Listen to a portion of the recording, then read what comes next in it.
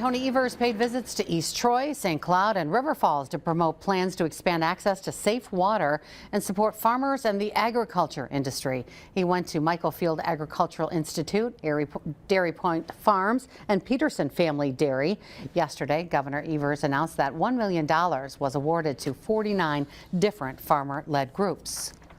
It's all about conservation and using cover crops, things like that. Kind of basic things, but it takes some togetherness to make some of this stuff happen. They want good, clean water in Wisconsin, just like everybody else is, and they're doing the good work. In total, more than $80 million have been invested for plans between now and 2027.